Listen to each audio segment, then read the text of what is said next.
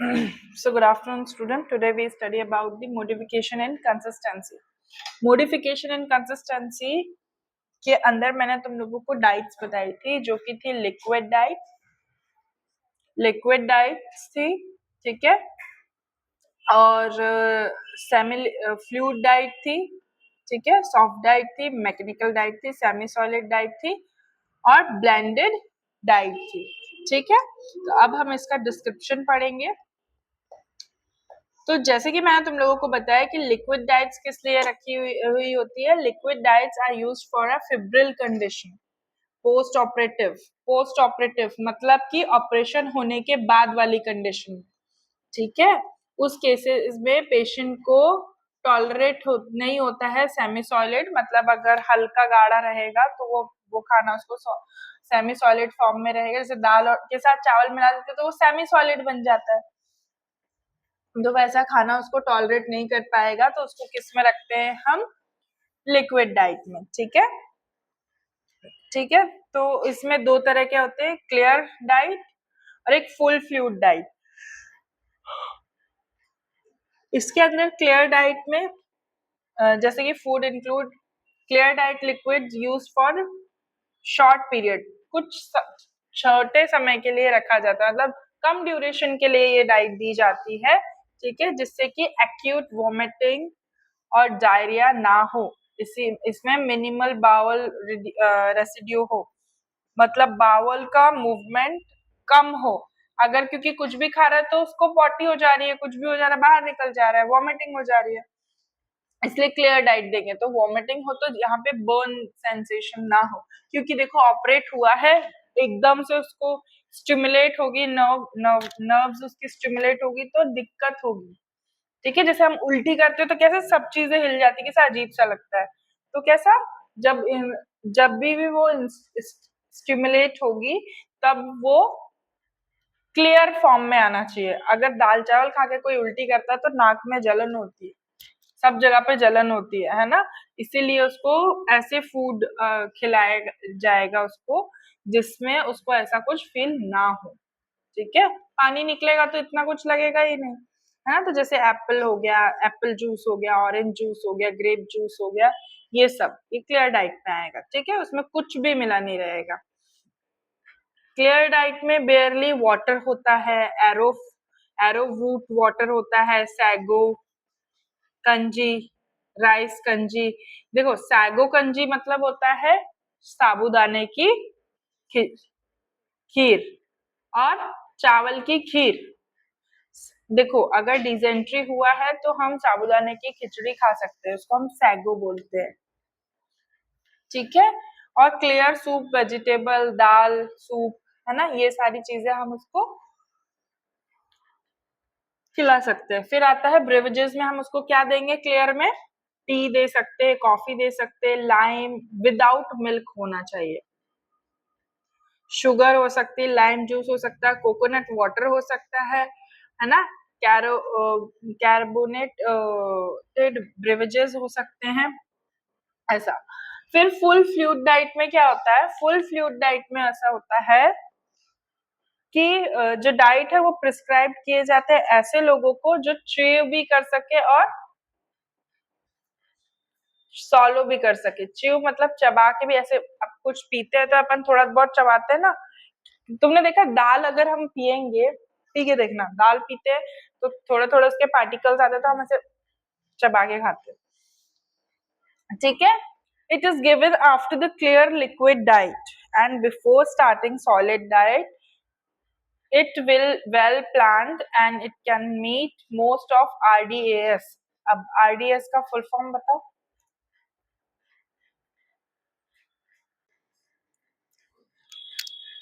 So next is full fluid diet are, कौन कौन से full fluid diet होते हैं, fruit juice without starting, cereal soups में क्या क्या आ जाएगा हमारा, चावल और आटे का घोल, हाँ चावल और आटे का घोल आ जाएगा। सीरियल्स में क्या क्या आ जाएगा बताओ? दाल, सूप, व्हीट पोटैटोज। देखो, सीरियल सूप में बेटा जिस चीज से तुमको कार्ब्स मिल रहे हैं, ठीक है, सीरियल्स मतलब जरूरी नहीं कि चावल और आटा, ठीक है। चावल को तो भी तुम बना सकते हो कि उसको ज्यादा पका के उसको थोड़ा से क्रश करके फिर उसको पिला रहे हो, पानी डाल के थोड़ा ज्यादा गीला करके उसको दूध में मिला के खिला रहे हो, वो हो जाएगा, है ना। लेकिन बाकी चीजें, बाकी कौन सी चीजें आएगी सीरियल्स में जिससे तुमको कार्ब मिले, बताओ? पता है तुम लोगों को? याद करो, थोड़ा ध्यान दो। हाँ, सीरियल्स में आएगा, सीरियल्स की बात कर रही हूँ।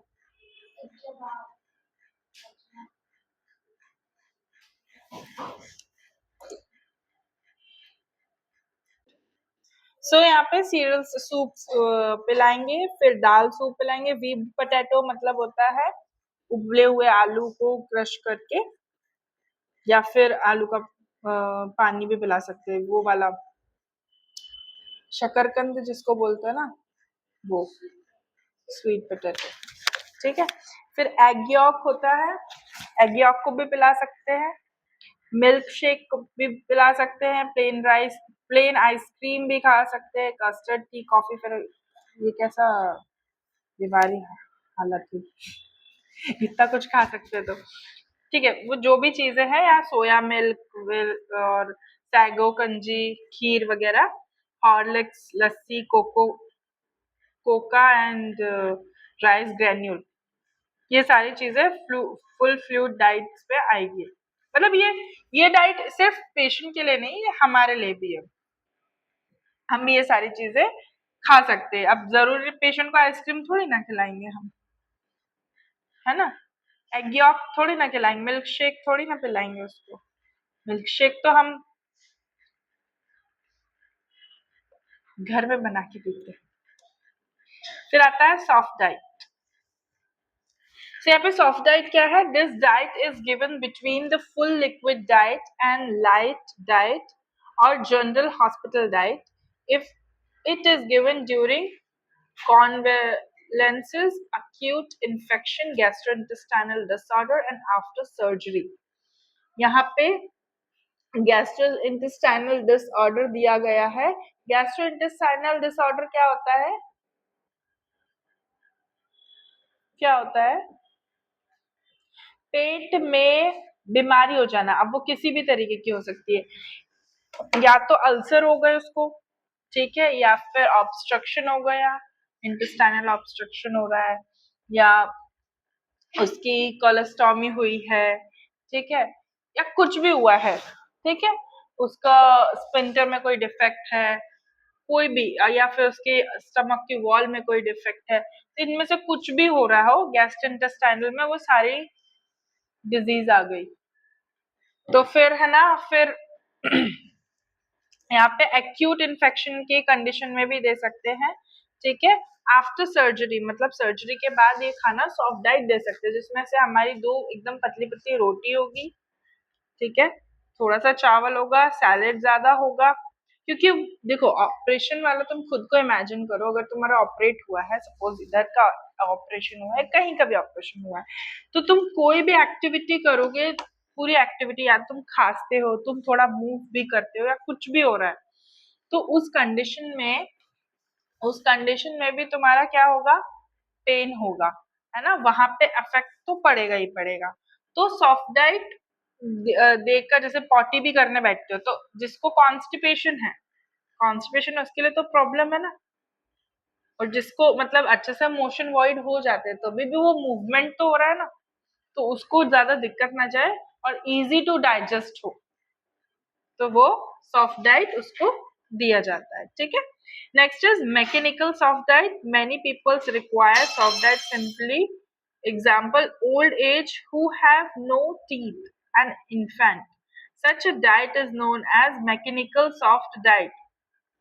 जैसे कि डेंटल सॉफ्ट डाइट, जैसे खिचड़ी। अच्छा, मैकेनिकल सॉफ्ट डाइट में मैंने तुमको नहीं एक्सप्लेन किया था।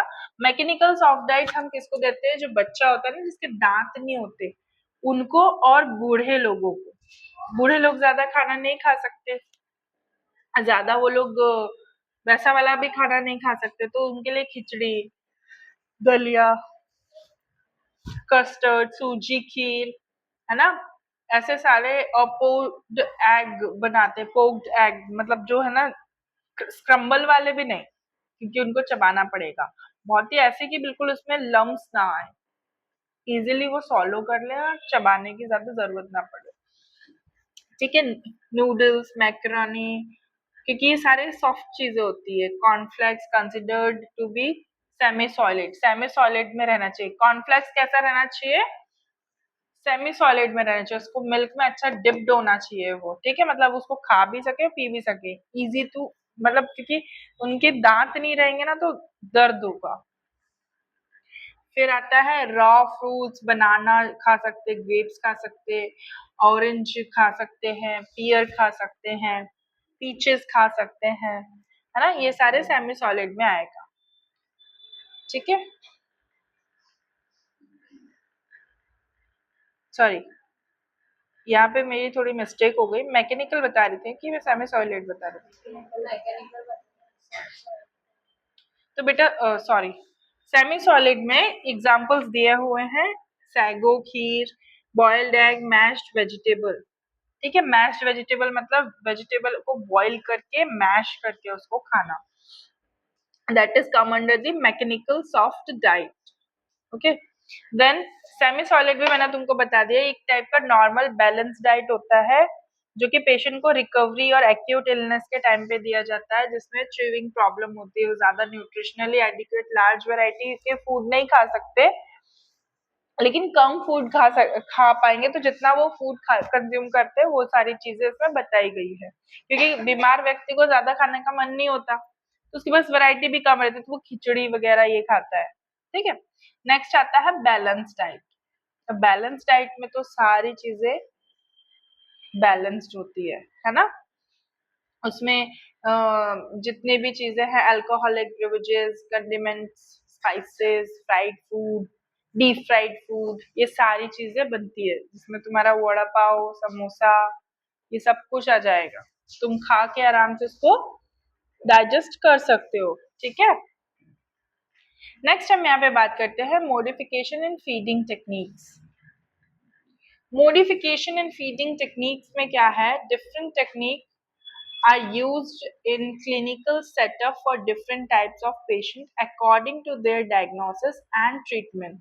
These are mentioned below. इसमें oral feeding आएगा, oral tube feeding आएगा, गैस्ट्रोटॉमी फीडिंग आएगा, जियोजेनोटॉमी फीडिंग आएगा, और इंट्रावेनस फीडिंग। ट्यूब फीडिंग मैंने आपको बताया है कि नेजोगैस्ट्रिक ट्यूब डलता है नोज से स्टमक के अंदर तक, वहां से, और 4 to 5 डेज तक वो डला रहता है।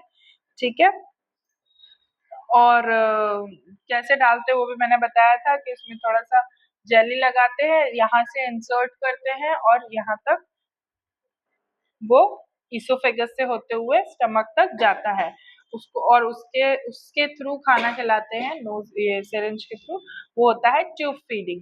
आता है गैस्ट्रोस्टोमी फीडिंग, जिसमें ये मेथड होती है डायरेक्टली ओपनिंग होती है कहाँ? स्टमक में।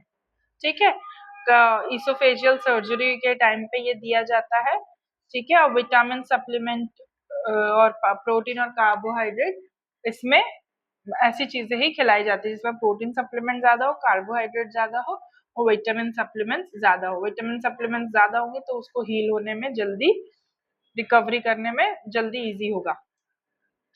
फिर आता है जियोजेनोस्टोमी फीडिंग, ये मेथड है जियोजेनम के लिए, ये स्मॉल पार्ट होता है इंटेस्टाइन का, ठीक है, एलिमेंट्री ट्रैक का, जिसमें ऑब्स्ट्रक्ट होने के कारण, ये किसी डिजीज की वजह से ऑब्स्ट्रक्शन होने के कारण वहां सर्जिकली उसको ट्रीट किया जाता है। ठीक है, this tube deprive for gastric salivary secretion, ये ट्यूब है ना गैस्ट्रिक सेलेवरी सिक्रीशन करता है।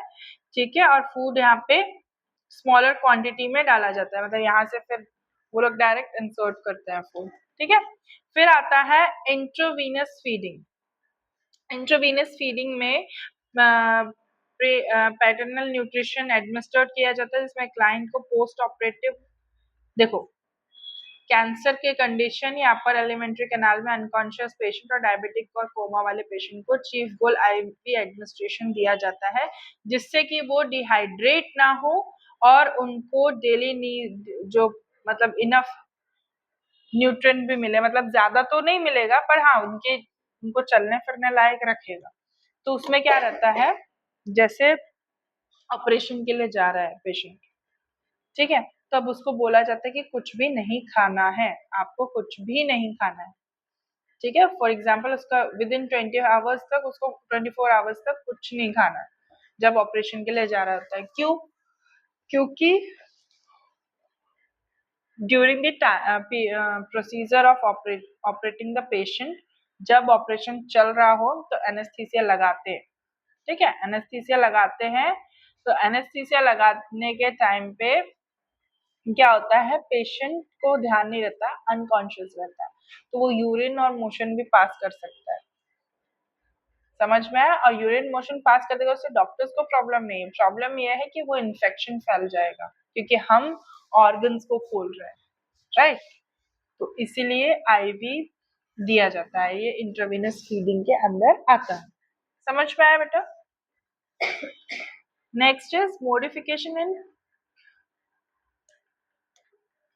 Calorie content, example high calorie diet और low calorie diet. Tuberculosis patient को other patient increase metabolism for prolonged fever or hypothyroidism. Total calorie requirement 3000 to 4000, in which protein is 80 to 100 gram. Fat, देखो हम लोग जितनी रोटी खाते हैं हमारे शरीर के नीड के हिसाब से हमको 3000 से 4000 कैलोरी चाहिए होती है, लेकिन अगर हम उससे कम खाने लगे तो हम पतले हो जाएंगे, ठीक है। मतलब अगर हम 1800 कैलोरी खा रहे हैं या 500 या 1000 कैलोरी खा रहे हैं तो दिक्कत है। और वो डिपेंड करता है बॉडी के स्ट्रक्चर के हिसाब से, जैसे अगर धनश्री के हाइट के अकॉर्डिंग उसका बॉडी वेट होगा, और अगर वो अपने बॉडी वेट से ज्यादा कैलोरी का इंटेक करेगी, फॉर एग्जांपल अगर उसने 4000 कैलोरी खाई, मतलब 4000 कैलोरी मतलब 4000 कैलोरी खानी नहीं है, कैसे खानी है, मतलब जैसे एक बार समोसा खा लिया, फिर थोड़ी देर बाद ये खा लिया, फिर थोड़ी देर बाद, ऐसे करते करते उसकी कैलोरी इंटेक बढ़ जाएगा, उसकी वजह से वो फैट हो जाएगा, मतलब मोटी हो जाएगी, ठीक है। तो वो अजीब दिखेगा क्योंकि उसकी हाइट के अकॉर्डिंग उसका जो कैलोरी चार्ट है वो ये बताता है कि तुमको इतना ही खाना खाना है, तुम्हारा कैलोरी का इंटेक यही होना चाहिए, समझ में आया। तो ये इस तरीके से बताया गया है कि हाई टू लो कैलोरी कितना डेली एक्सेस है, हमारा प्रोटीन का इंटेक कितना होना चाहिए, रिक्वायरमेंट कितनी है, डिजायरेबल सप्लीमेंट्स कौन कौन से होंगे, तो ये सारा कुछ इसमें हाई कैलोरी डाइट में ये बताया गया है। लो कैलोरी डाइट ये एडवाइस करती है कि ओबीस पेशेंट जो है, ओबीस पेशेंट जो मोटे पेशेंट है, उनका रिड्यूस करना चाहिए इन बॉडी में कितनी यूटिलाइजेशन हो रहा है फैट का एडिपोज टिश्यू में, जैसे उनको खाना चाहिए 1100 कैलोरी, मतलब 1100 कैलोरी किलो कैलोरी खाना चाहिए हर एक दिन में, और इससे उनका 1 से 1.5 किलोग्राम कम होता रहेगा, ठीक है, रिड्यूस कर पाएंगे, 0.5 ग्राम से वो रिड्यूस कर पाएंगे, ठीक है। Low calorie diet also advice in hepatic coma, coma रहता है ना जिसको, वो देते हैं क्योंकि वो भारी हो जाएगा तो उठाने में नहीं आएगा। फिर आता है modification in protein content, modification in protein content, sorry, modification in content of one or more nutrient। यहाँ पे आता है some nutrient are needed in excessive amount of certain disease whereas some are restricted। यहाँ पे कुछ ऐसे जो nutrient है कभी किसी किसी डिजीज में ज्यादा अमाउंट में चाहिए, और बल्कि जो बाकी के हैं उसको रेस्ट्रिक्टेड मतलब बंदी कर देते हैं, है ना। तो सबसे पहला है मॉडिफिकेशन इन प्रोटीन कंटेंट, यहाँ पे prescribed for treatment PEM hypoprotein anemia before and after surgery. PEM, protein energy malnutrition after injury, burn patient or nephritis, cirrhosis liver और पेप्टिक अल्सर, इन सारी चीजों में हाई प्रोटीन डाइट चाहिए होती है. डाइट आर ये सारे ना वो हैं सर्जरी के बाद और या फिर इंजरी के बाद या फिर बर्न पेशेंट है, इनको सबको प्रोटीन ज्यादा चाहिए होता है, ज्यादा चाहिए होता है. ठीक है. Next is low protein diet. Low protein diet में advised as an patient suffering from jaundice, hepatitis, chronic renal failure. These diet contain small amount of protective food and lacking of several vitamins and minerals. देखो total calories high protein diet में कितना होगा 300 to 3500. Low protein कितना होगा 2000 to 25. तो उसमें से हमको प्रोटीन कितना लेना है. देखो टोटल कैलोरी कितनी दी है किसी व्यक्ति की हाई प्रोटीन डाइट जिसकी होनी चाहिए उसमें 3000 से 3500 एक पर्सन की डाइट है और लो प्रोटीन डाइट में 2000 से 2500 है. ठीक है. तो उसमें प्रोटीन का अमाउंट देखो 120 से 150 ग्राम और इसमें 25 से 30 ग्राम. कार्बोहाइड्रेट कितना है 250 ग्राम to 300.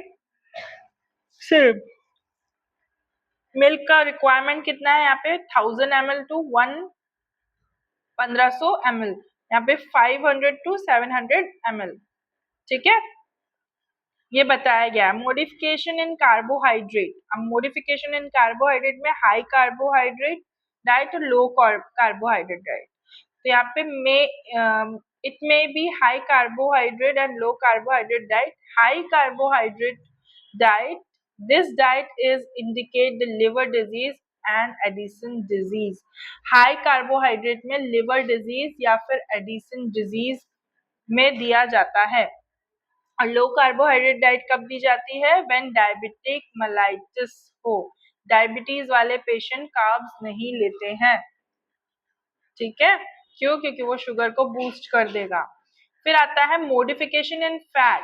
High fat diet is given as a treatment of under nutrition.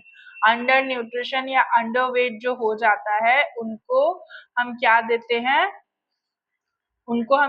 बेटा हाई फैट डाइट देते हैं. और लो फैट डाइट जो माल एब्जॉर्प्शन हो given in malabsorption syndrome, liver and gall bladder disease, cardiovascular disease और obesity. Low fat diet किसको देते हैं हम जो कि माल एब्जॉर्प्शन की कैटेगरी में आया हो. Next is modification in mineral content. Modification in mineral content में in patient with renal calculi, low calcium diet in cardiac failure, low sodium diet.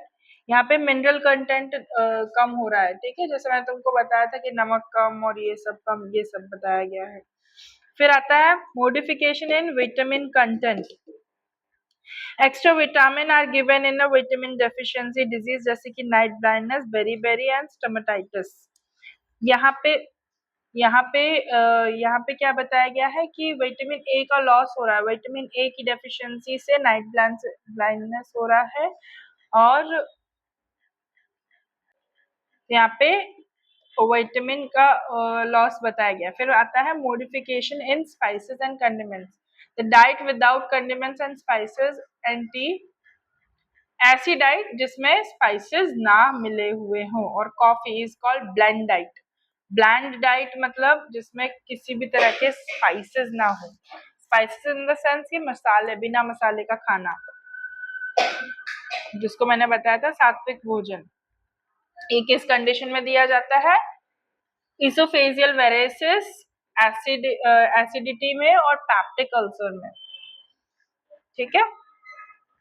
फिर आता है modification in fibre content.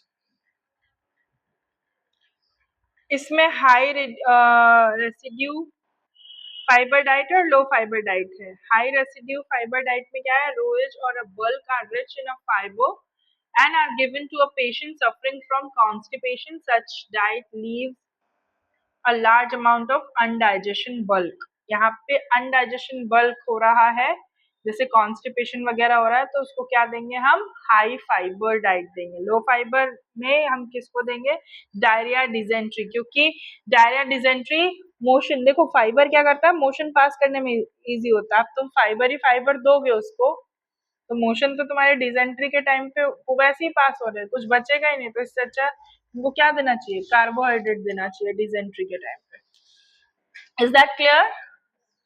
So that's it for today.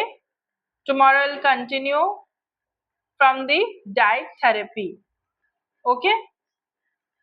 Modification in nutrient disease में ये सब कुछ लिखा हुआ है कि हाई कैलोरी डाइट किसकी होगी, लो कैलोरी डाइट किसकी होगी, है ना। ये कैसे हम बैलेंस कर लें सारी चीजों को, ये वो लिखा हुआ है, ठीक है। Tomorrow will continue from diet therapy and then role of nutrition nurse. तो आज मैं डाइट थेरेपी कंप्लीट कर देती हूँ, तो फिर एक ही चीज बचेगी, तो हमारी ये यूनिट खत्म हो जाएगी। मैंने तुमको बोला था ना टिल फ्राइडे में खत्म कर दूंगी ये कल ही खत्म हो जाएगी, फ्राइडे भी नहीं लगेगा, कल फ्राइडे, कल ही खत्म हो जाएगी। Okay, then diet therapy. What is diet therapy? Diet therapy is concentrated with use of food as an agent in effective recovery. Diet therapy means used for a diet, not only in the care or a sick, but also to prevention of disease and maintenance of health. Diet therapy हम क्यों देते हैं, ऐसे patient को देते हैं जिसके through patient की रिकवरी हो सके। अब जैसे कि फ्रैक्चर वाले पेशेंट को हम फ्रैक्चर डाइट देंगे जिसमें उसका कैल्शियम का इंटेक ज्यादा हो, ठीक है। डाइट थेरेपी से हमारी पेशेंट की रिकवरी अच्छे से होनी चाहिए, इसीलिए हम डाइट थेरेपी देते हैं। इसमें क्या लिखा है, to maintain good nutritional status of a patient, to correct the nutrient deficiency, to afford reset the whole body specific organ affected by the disease, to bring about changes in the body weight whenever necessary, to adjust the food intake to body its ability to metabolize nutrient during the disease। ऐसे सारे खाने जिससे उसको सब कुछ मिले पर एक स्पेसिफिक डिजीज की भी रिकवरी हो। खाना खाएगा इतनी जल्दी इम्यूनिटी बूस्ट होगी, इम्यूनिटी बूस्ट होगी तो डिजीज से भी हील हो जाएगा। Is that clear? फिर आता है यहाँ पे रोल ऑफ नर्स, इसको भी पढ़ा के खत्म करूं, ये थोड़ा बड़ा है मेरे ख्याल से। So that's it for today. Tomorrow will continue role of nurse in nutrition and diet. कितना है ये, एक ही पेज है क्या, पढ़ा दूं क्या, 15 मिनट में खत्म हो जाएगा।